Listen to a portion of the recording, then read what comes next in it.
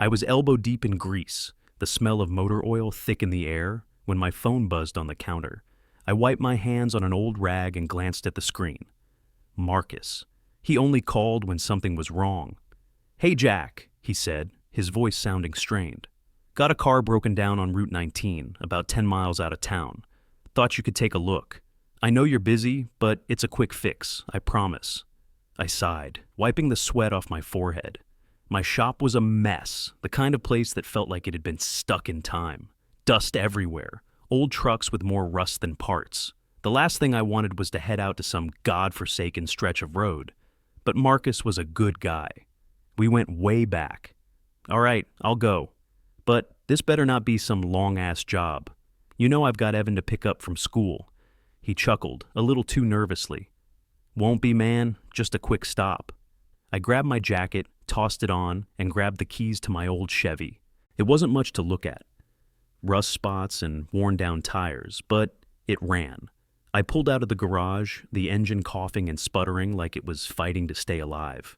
I hadn't even driven 5 miles before I saw it, just off the road. A classic 1970 Chevy Camaro, steam rising from under the hood.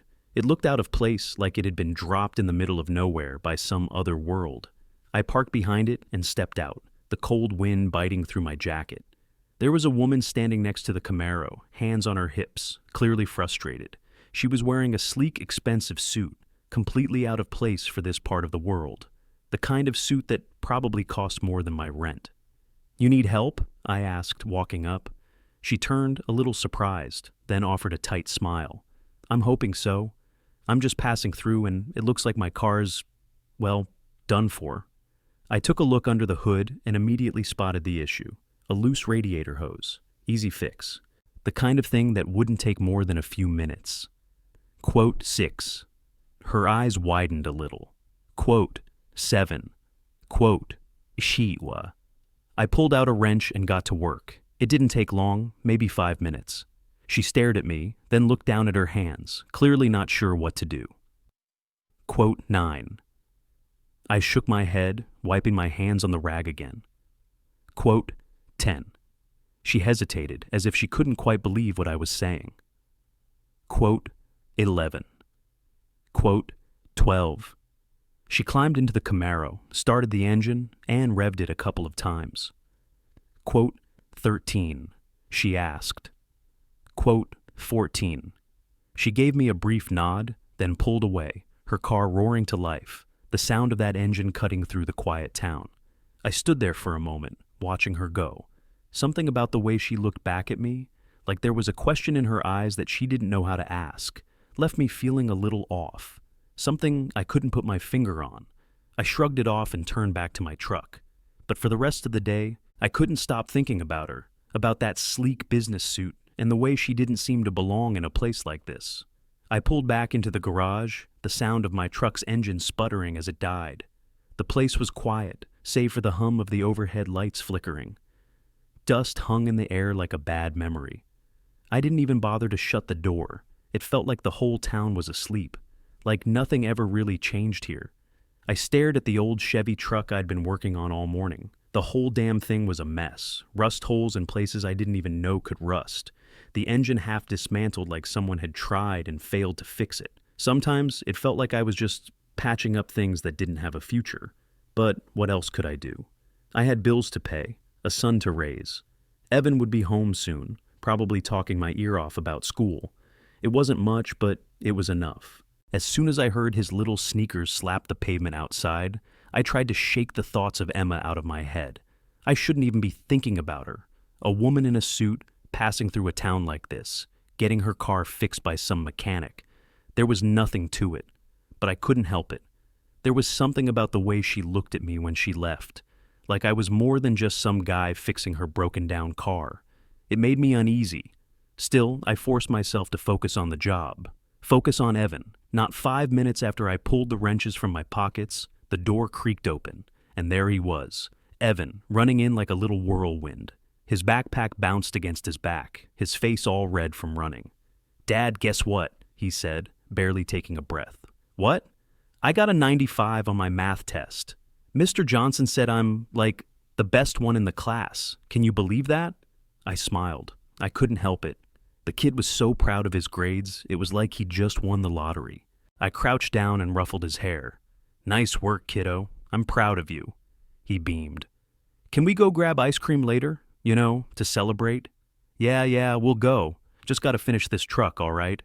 He nodded and went off to his corner of the garage, pretending to work on some broken-down toy car he'd found in the junk pile.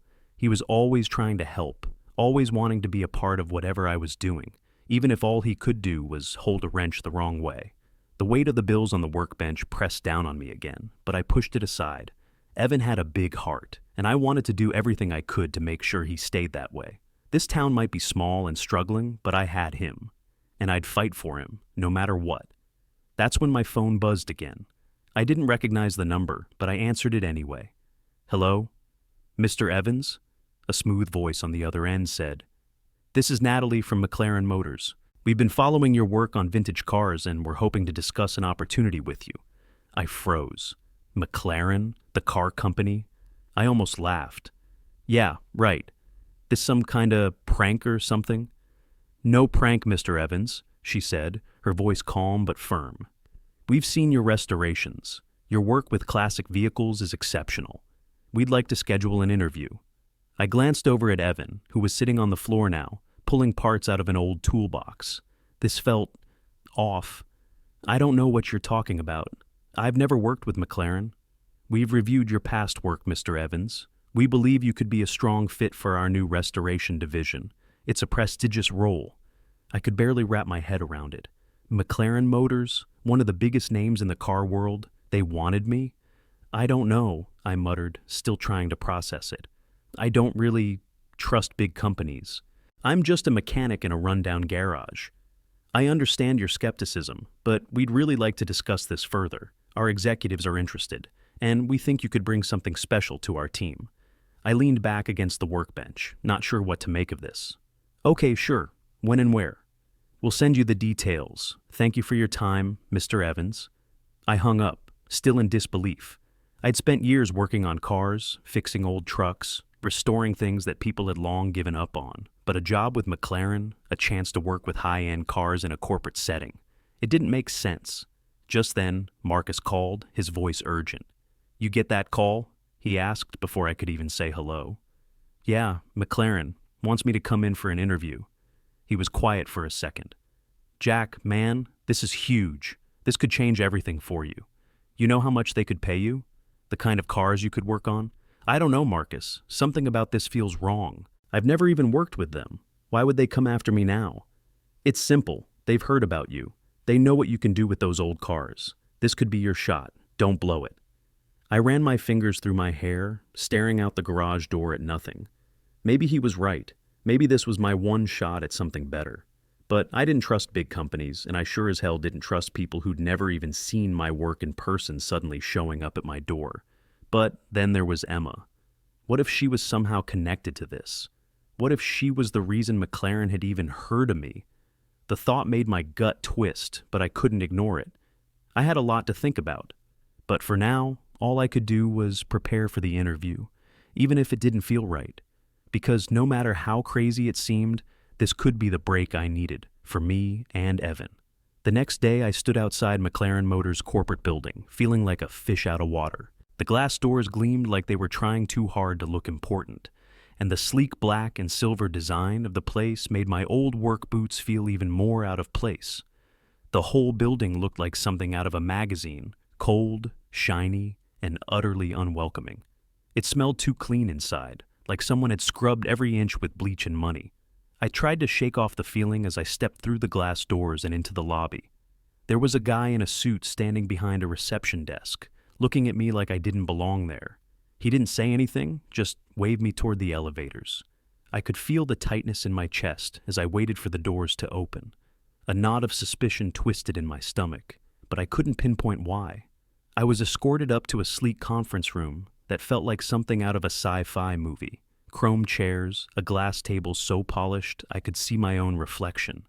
It was all too much. I tried to remind myself that this was an opportunity, maybe the opportunity, but I felt out of my league, like I was standing in the middle of someone else's life. The man who walked in next didn't help. Simon Brooks, the executive recruiter, was a tall, sharp-dressed guy who looked like he had a personal trainer on speed dial. He smiled like he'd rehearsed it in the mirror, all teeth and confidence. "Mr. Evans, it's a pleasure to meet you," he said, extending his hand. "We've been following your work for a while now. I have to say we're very impressed."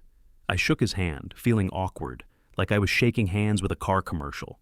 "Thanks," I said, not sure if I was supposed to feel proud or uncomfortable.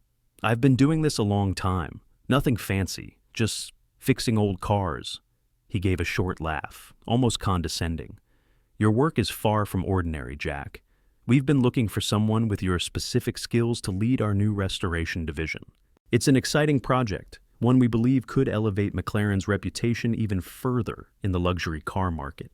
I nodded, still trying to wrap my head around what was happening. A restoration division? McLaren Motors was a name I'd only heard in magazines, not something I'd ever thought would call me. I wasn't some corporate guy. I was just a mechanic in a rundown garage with a son to take care of. Before I could ask more questions, I noticed a familiar face in the hallway outside the room. Emma Sinclair. The same woman from yesterday. Only this time, she was dressed in a tailored suit that made her look even more out of place than before. She was moving fast, her heels clicking against the polished floor, talking to someone on her phone, her expression all business. I felt my stomach tighten. She saw me, paused mid-step, and her eyes flicked to mine for just a second before she nodded to whoever she was talking to and walked in my direction. "Jack," she said, her voice just as smooth as I remembered. "I didn't expect to see you here." "Yeah, well, I didn't expect to be here either," I muttered, trying to keep it casual, though I couldn't quite shake the feeling that everything was connected. Her, McLaren, the sudden interest in me. It was too much of a coincidence. She smiled, but it was different now, more controlled. "I was the one who recommended you for the position," she said, almost like she was daring me to ask more. I stared at her for a moment. My mind started to race. Recommended me? She was behind this? I wasn't sure how to feel about that. She'd seemed so casual yesterday, like someone just passing through. Now, she was playing a game with higher stakes. Before I could say anything, Simon jumped back in, eager to keep the focus on the interview. "So, Jack," he said, "we believe your experience with vintage cars could really help us take this division to the next level. The position we're offering is not just a job, it's a leadership role. We'd like you to come in, take charge of a team, and restore some of the most prized cars in the world." The words hung in the air, heavy with possibility. A leadership role, McLaren Motors. I tried not to let it get to my head, but I couldn't ignore the fact that this was everything I'd ever dreamed of. It was the kind of opportunity most people only read about. But then there was Emma, standing there with her polished smile, watching me like she already knew what my answer would be. I couldn't trust her, not after everything. It felt like I was just another piece in whatever game she was playing. "I'll need some time to think it over," I said, surprising myself with the words. I wasn't the kind of guy to back down from an offer like this, but something didn't sit right. Emma looked at me, her expression softening for just a second. "I understand, but just so you know," she said, her voice low, "I saw potential in you. I really think this could be the right move for you, for both of us." Her words stayed with me as I left the building. I wasn't sure if I could trust her, or the company, or anyone. But the offer was real, and it was tempting. I sat in my truck, staring at the company logo on the building, trying to shake off the feeling that I was about to make a huge mistake. I took the job at McLaren, even though every part of me screamed that I was making a mistake. Maybe it was the promise of a better future for Evan. Maybe it was the gleaming state-of-the-art garage, the tools, the whole damn world they were offering me. But when I walked into that place for the first time, I felt like a bull in a china shop. The garage was massive, pristine white floors, high ceilings, and walls lined with all kinds of fancy equipment. There were lifts that looked like they belonged in a NASA lab, chrome tools that gleamed under the bright lights. I'd never worked with anything like this in my life. My own shop was filled with hand-me-downs, tools that had seen better days, everything covered in a layer of grease that never quite washed off. But here, everything had a place, everything looked new, and I felt like I didn't belong. I was introduced to Garrett, a senior technician who seemed to size me up the moment I walked in. His eyes narrowed, but he kept his mouth shut, at least for now. Garrett had a reputation around the shop. He was good, probably better than good. He didn't say much, but there was something about him that made you know he didn't trust anyone, especially newcomers like me.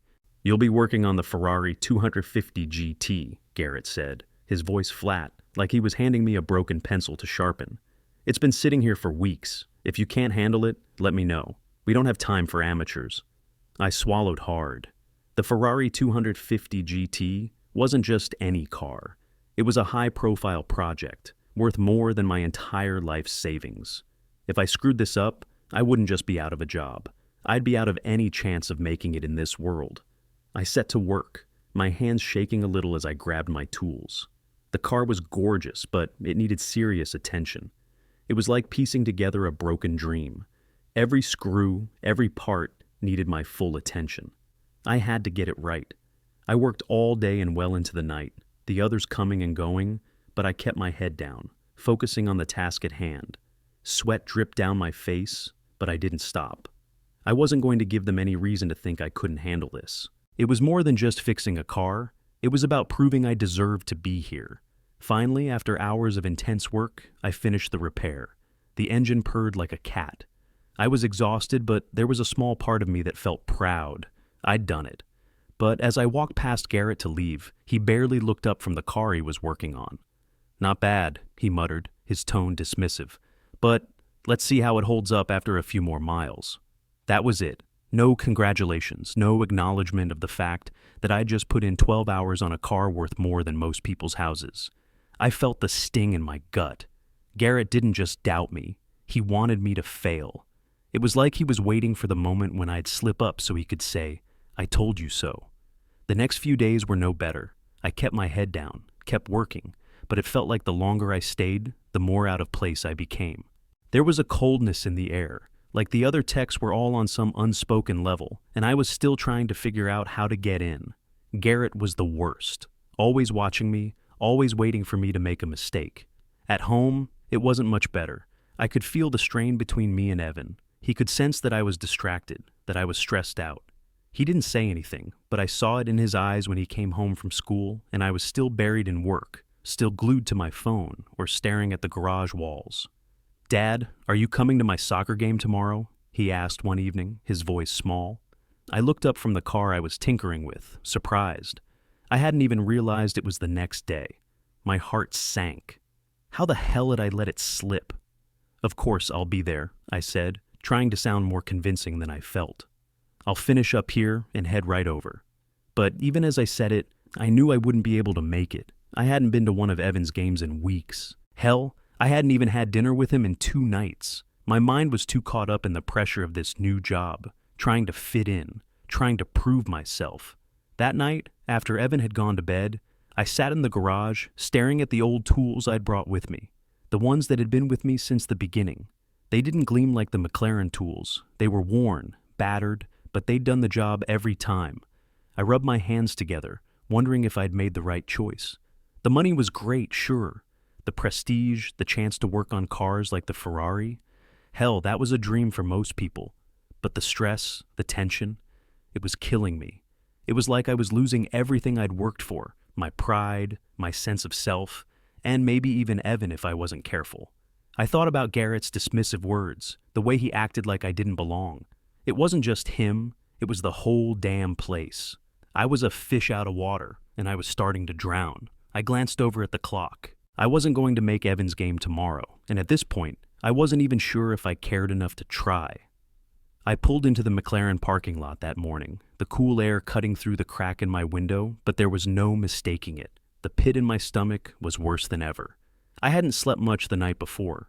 Between the constant pressure from the job and the thought of letting Evan down, I felt like I was sinking under the weight of everything. But when I walked into the garage, it only got worse. The Ferrari 250 GT, my Ferrari, the one I'd worked on for days, putting everything I had into getting it just right, was sitting on the lift. But it wasn't right. The front end was crumpled. The hood was dented. It looked like someone had taken a crowbar to the engine. There was no mistaking it. The car I had fixed was destroyed. My heart stopped. The smooth lines of the Ferrari, the precision of every part I'd touched, it was all gone. It felt like I was staring at the wreckage of my own failure. But this wasn't my doing. Someone had intentionally messed with it. I walked around the car, my stomach churning. The engine that had been purring like a kitten the last time I left was now completely ruined. The radiator was punctured. A couple of wires had been yanked out. I stood there, feeling the anger boil up inside me, the same familiar heat creeping through my veins. I knew who did this. Garrett. The thought hit me like a slap in the face. Garrett had been nothing but a jerk since I started here, always looking for reasons to make me look bad, always standing just a little too close, like he was waiting for me to screw up. It made sense. He didn't like me, he didn't want me here, he wanted me gone. But this was personal. Whoever did this wanted to make sure I failed, wanted to make sure I didn't have a place in this world. And it wasn't just about the car, it was about me, about knocking me down. I was still standing there, staring at the wrecked car, when I heard her voice. "Jack!" Emma's voice, smooth and professional, cut through the tension in the air like a knife. She was walking toward me, her heels clicking against the concrete floor, her face set in an apologetic expression. "I'm sorry," she said, her tone almost too calm. "I didn't know this was going to happen." I turned to face her, trying to keep my composure, but I felt the anger rise again. "What the hell happened here, Emma? Who did this?" She hesitated for a moment, like she was picking her words carefully. "I don't know, but I'm really sorry. I'm going to look into it." Bullshit. I didn't trust her. I didn't trust any of them. "You don't know?" I asked, my voice rising. "How the hell do you not know? This car was fine yesterday, Emma. I fixed it. And now it's trashed. Don't act like you don't know what's going on here." She looked down for a second, then met my eyes. "Jack," I said, "I'm sorry. I didn't want this to happen. But I can't control everything that goes on around here." I could feel the heat rising in my chest. "Yeah? Then why the hell did you push me into this job? Was this part of the plan too? Get me in here, set me up for failure?" Her expression shifted slightly, but she didn't back down. "That's not fair, Jack. I believed in you. You're here because I thought you could handle it." "You don't get it," I shot back. "I didn't ask for this. And I sure as hell didn't ask for you to put me in a situation where I have to constantly fight just to be taken seriously. You want to help me? Then stop pretending like you're not a part of whatever's going on behind the scenes." She opened her mouth like she was about to say something, but before she could, my phone buzzed in my pocket. I pulled it out, glancing at the screen. It was the school. "Mr. Evans?" the voice on the other end said, sounding almost too formal. "This is Principal Matthews from Evans School. I need you to come in as soon as possible. There's been a sudden issue with your custody arrangement. It's urgent." I felt the world tilt for a second. My head was spinning. "What do you mean, custody issue? What's going on?" "Your ex-wife has filed for full custody. We've been informed that there will be a hearing soon. We recommend you get legal advice immediately." The room seemed to close in on me. My stomach dropped. Not this. Not now.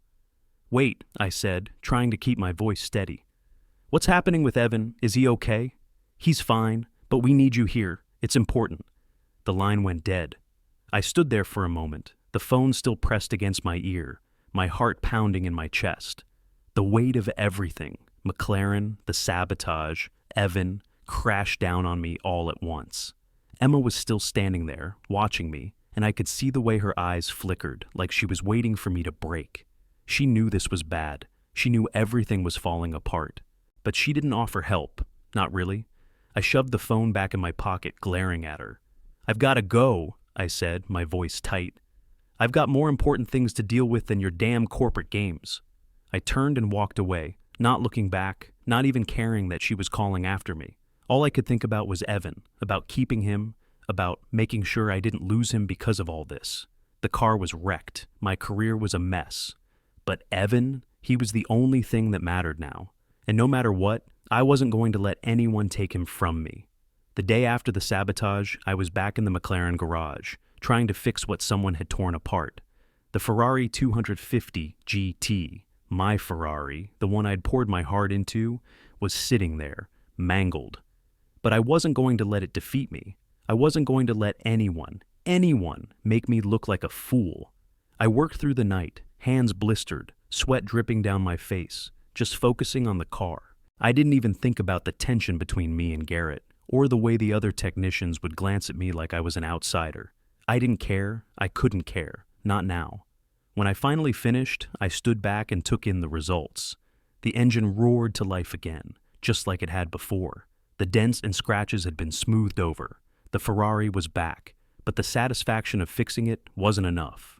Every time I thought about the sabotage, about the hands that had torn apart something I'd worked so hard on, the anger bubbled up.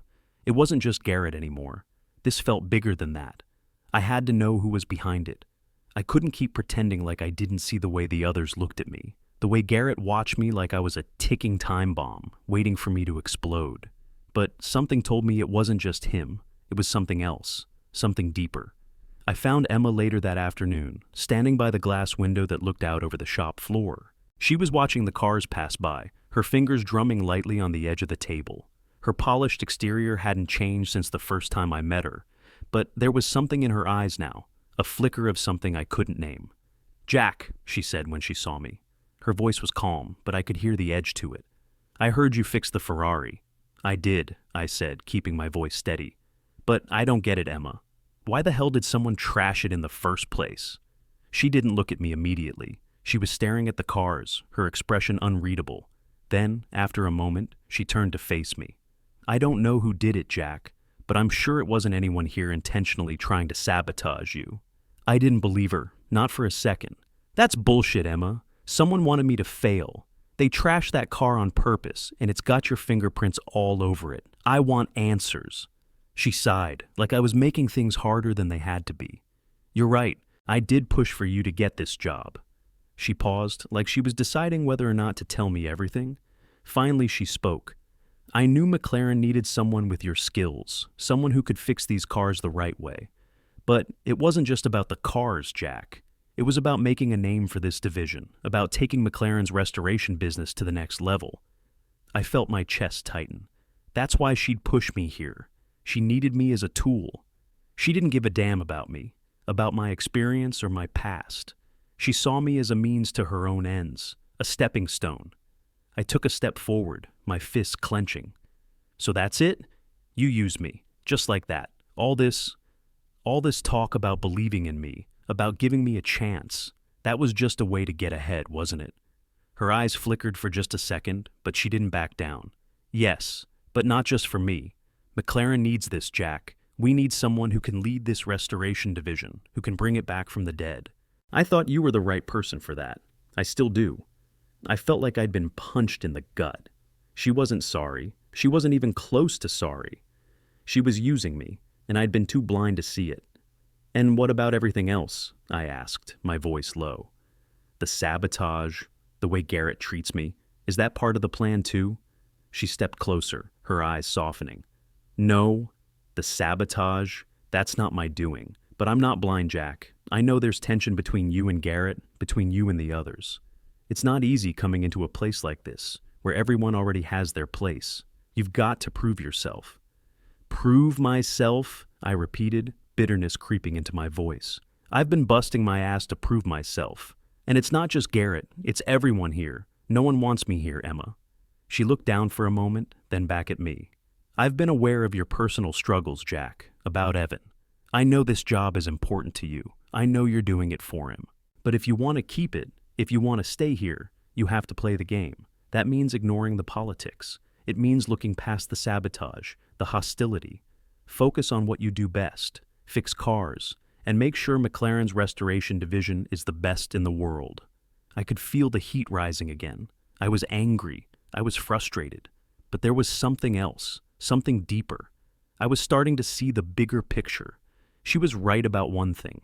Evan was my everything, and as much as I hated it, as much as I wanted to walk away from McLaren and never look back, I couldn't. Not now. I crossed my arms, trying to push down the knot in my chest. "And what do I get out of this, Emma? What's in it for me, besides a paycheck and a bunch of cars to fix?" She stepped closer, her voice almost a whisper. "You get Evan. You get to keep him."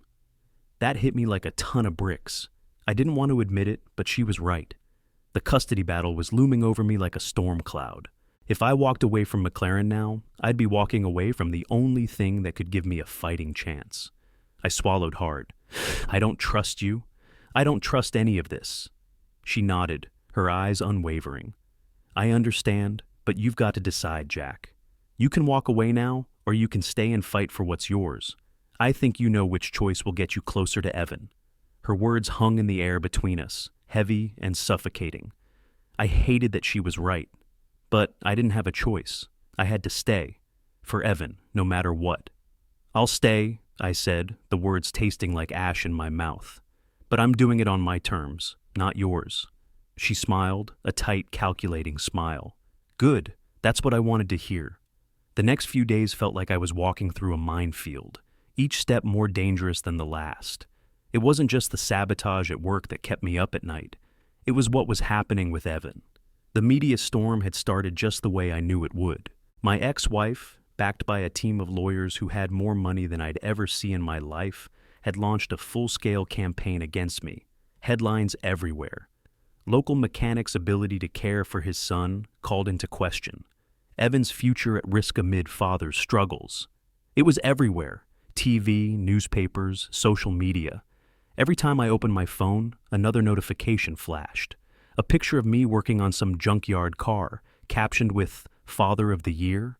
A video of Evan and me at a diner, blurry and from years ago, with some snarky commentary about my financial instability. It was like they were trying to bury me alive in the public humiliation. At McLaren, it wasn't any better. The executives were already starting to question my commitment to the company. The whispers were hard to ignore. Conversations that used to feel like normal shop talk now carried an edge. Like they were all waiting for me to slip up, waiting to see if I was still capable of being part of the team. "Jack," Simon Brooks said to me one morning, his voice more clipped than usual, "we need to have a talk. I'm starting to see some distractions in your work. The pressure from your personal life, it's starting to show in the shop. Your focus seems scattered." I stood there, feeling the weight of his words press down on me. "I'm fine," I said, forcing a calm I didn't feel. "I'm handling it." He raised an eyebrow, clearly unconvinced. "You sure? It's just that we've got big projects coming up. We need everyone at their best, especially you, Jack." It wasn't just Simon. I could see it in Garrett's eyes every time he looked at me, the way his gaze seemed to say, "I knew you couldn't cut it." The tension in the air was thick. They were waiting for me to fall apart, waiting for me to crack under the pressure, and I couldn't give them that satisfaction, not now, not when I was this close to losing everything. That afternoon, Emma pulled me aside. Her usual professional demeanor was a little softer, but there was still that edge to her voice when she spoke. "Jack, I saw the news. This could be a huge distraction for you, and for McLaren. We can't have you in the middle of a public scandal like this." I didn't look at her. I couldn't. Every time I thought about Emma, all I saw was someone who had played me, someone who'd used my struggle to climb higher in this corporate world. "I didn't ask for this, Emma," I muttered. "I didn't ask for my personal life to be dragged through the mud." She took a step closer, lowering her voice. "I know you didn't. But I'm offering to help. There are things I can do behind the scenes. I can talk to the right people, smooth things over. I can protect you here, Jack." Her offer felt like a cheap bandage on a wound that was already infected. "I don't need your help," I said, meeting her gaze finally, though the words didn't come as strongly as I wanted. "You don't get it. I can't just fix this with one of your behind-the-scenes deals. This is about Evan, about keeping my son." Her expression softened, just for a moment. "You're right. I know how much he means to you, and I know how hard this must be. But if you want to keep fighting for him, you need to stay focused. Don't let McLaren be another reason for this to fall apart." I could hear the sincerity in her voice, but I didn't trust it. Not anymore. Maybe I had once, but that was before I knew what she was really after, before I knew that I was just another piece in her plan. By the time I got back to my workstation, I was a mess inside, but I had to keep moving. If I didn't, I'd crumble. So I kept my head down, worked like I'd done every other day, trying to ignore the looks from my coworkers, the whispers from the higher-ups. But it was hard to focus. My head kept spinning between Evan's custody battle and the pressure from McLaren. It felt like I was suffocating. The final blow came that evening. I was wiping down a car when Simon called me over. He was standing by the door, his arms crossed, looking like he had something heavy to say. "Jack," he began, his voice low, "I don't think this is working anymore. The media pressure, the distractions, it's starting to affect your work. We've decided that you should take some time off." My chest tightened. "Time off? What do you mean?" We can't have this affecting the team. McLaren needs people who are fully committed, Jack. And right now, it's clear you're not. It felt like the floor had dropped out from beneath me. Everything I'd worked for, the job, the car, the chance to get ahead, was slipping through my fingers. Before I could respond, I heard a familiar voice behind me. Jack? I turned to see Emma standing there, her face pale, like she knew what was coming. She didn't have to say anything. The look in her eyes said it all. You're firing me? I asked, the words coming out sharper than I intended. Simon didn't flinch. It's not like that. We're just putting you on a leave of absence, for now. I wanted to scream, wanted to throw something across the room. But instead, I just stood there, staring at the floor, feeling the weight of failure pressing on my chest. This wasn't just about a job. This was about Evan, about everything I'd been fighting for. And now, it felt like I was losing it all. As I walked out of the McLaren building, the weight of everything crashing down on me, I felt like I was standing at the edge of a cliff, unsure if I was going to fall or if I could somehow climb back up. The pressure from both sides, my son, my career, the scandal, was too much.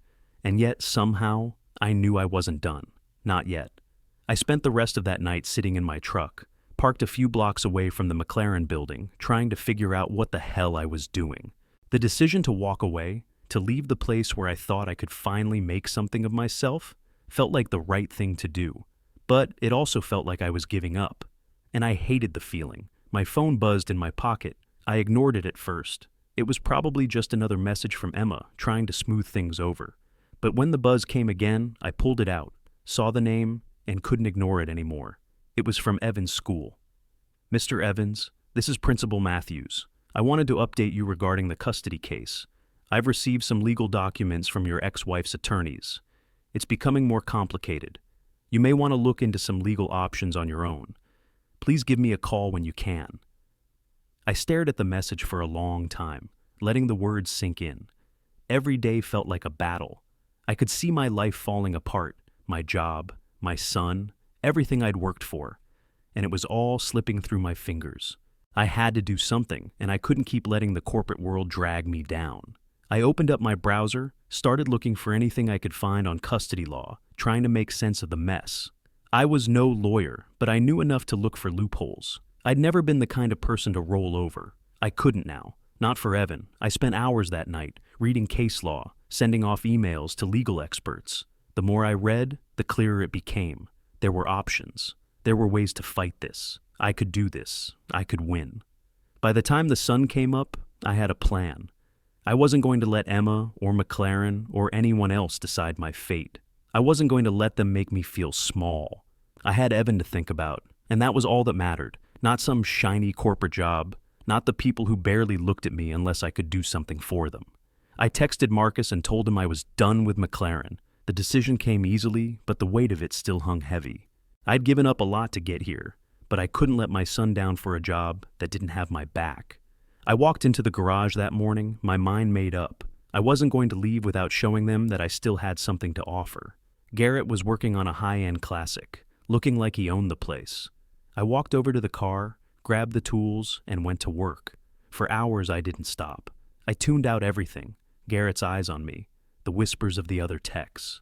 It didn't matter. The only thing that mattered was the work. The feel of the wrench in my hand, the steady rhythm of turning screws, the satisfaction of watching an engine come back to life after all the effort. It felt like home. Finally, I stepped back from the car, wiping my hands on a rag, and took a breath. The car was finished, perfect, and for the first time in days, I felt a flicker of something close to pride. I didn't need McLaren to tell me I was good at what I did. I knew it. I didn't need their approval to know that I was a damn good mechanic. Garrett walked over, looking at the car. He didn't say anything at first, but when he finally spoke, his tone was different. "Not bad, Evans," he muttered, though I could tell it wasn't meant as a compliment, more like begrudging respect. I smiled, though it wasn't a smile of victory. It was a smile of release. I had nothing to prove to Garrett or anyone else. I was done with playing their game. That afternoon, I packed up my things from McLaren. I didn't look back. There was nothing left for me there, not anymore. I wasn't going to let them use me any longer. The drive home felt different, lighter. It was the first time in weeks I didn't feel the weight of 1,000 eyes on me, judging me. I wasn't part of their world anymore. I was my own man again. And that meant everything. When I got home, Evan was there, sitting on the couch, watching TV. He looked up when I walked in, his face lighting up like it always did when he saw me. The stress of the past few weeks seemed to melt away just seeing him. "Dad, you're home early," he said, bouncing a little on the couch. "Yeah," I said, ruffling his hair as I sat down next to him. "I'm done with that job."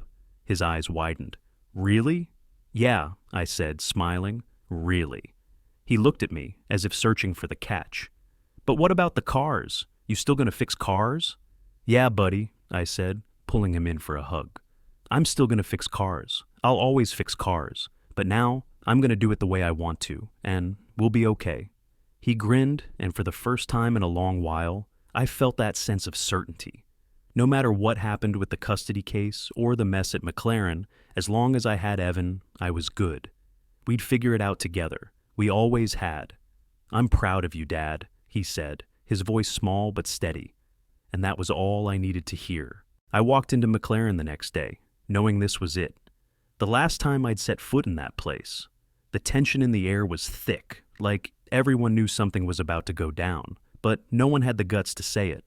I found Emma in her office, sitting behind her desk, the same cool professional mask she always wore. But today, I wasn't buying it. I wasn't playing by her rules anymore. I wasn't anyone's pawn. "You wanted to see me?" I said, standing in the doorway. My voice was calm, but there was a storm brewing under the surface. "We need to talk." She looked up, and for a second, I thought I saw a flicker of something. Guilt, maybe, or regret. But she quickly hid it behind that carefully constructed smile. "Of course, Jack. What's on your mind?" I walked into the room, shutting the door behind me with a firm click. "I'm done," I said, the words coming out easier than I expected. "I'm done with McLaren, and I'm done with you." Her eyebrows shot up, but she didn't say anything right away. I could feel her measuring me, trying to figure out if I was serious. "You're making a mistake," she said softly, but I could hear the frustration underneath. "I told you, I believed in you. I thought you were the right person to lead this division. I wasn't using you, Jack. I just wanted McLaren to succeed." I shook my head. "No, you didn't just want McLaren to succeed. You wanted you to succeed, and you were willing to use me to get there. Don't pretend like you didn't see me as a stepping stone." She looked away for a moment, the truth of my words sinking in. "I didn't mean to hurt you. I thought you were the right fit for the job. And yes, I pushed you into it, but it was because I knew you had the skills." "Skills?" I laughed, the sound bitter. "You didn't care about my skills, Emma. You cared about what I could do for you, what you could use me for to make your career look better." She was quiet for a long moment, and I could see the mask cracking. "I was wrong," she finally admitted, her voice barely above a whisper. "I didn't think it would go this way. But I thought we could make McLaren a leader in restoration. I thought we could change things." I met her gaze, and for the first time, I felt no need to apologize, no need to soften the blow. "You thought you could change things. You thought that by using me, you could get ahead. But I'm not playing your game anymore." I turned to walk out, but then I stopped, looking back over my shoulder. "You're right about one thing, Emma. I've got something to prove, but not to you, not to McLaren, just to myself, and my son." She didn't say anything as I left, but I didn't need her to. I had made my choice. That night, I sat down with Evan, who had been asking about the job, about what was going on. I looked at him, my son, and knew there was only one thing that mattered now. "I'm starting my own business, kiddo," I said, watching his face light up as he took in the news. "We're going to fix cars together, just like we always talked about. No more corporate bullshit. Just us, doing what we love." He grinned, eyes wide. "Really? That's awesome, Dad." I smiled, feeling the weight of everything lift off my shoulders. For the first time in months, I wasn't looking over my shoulder, wondering if I was going to be dragged back into the mess I'd just walked away from. The next day, I bought an old car, a project car, something I could restore with my own hands. Evan and I spent hours in the garage, our fingers covered in grease, working side by side. The world outside seemed to disappear. It was just me, him, and the sound of an engine coming back to life. That afternoon, we took the car for a test drive. The engine hummed as I turned the key. the car feeling solid beneath us. I could feel Evan's excitement beside me, and it was the purest thing I'd felt in a long time. We drove down the road, the wind in our faces, and for the first time in what felt like forever, I realized that this was where I belonged. No more corporate games, no more sabotage. Just me and my son, building something real from the ground up. "Ready to take on the world, kid?" I asked, glancing at Evan, who was grinning ear to ear. He nodded, hands gripping the seat, his face lit up with that same joy. "Yeah, Dad, let's do it." And for the first time, I felt like I was exactly where I was supposed to be,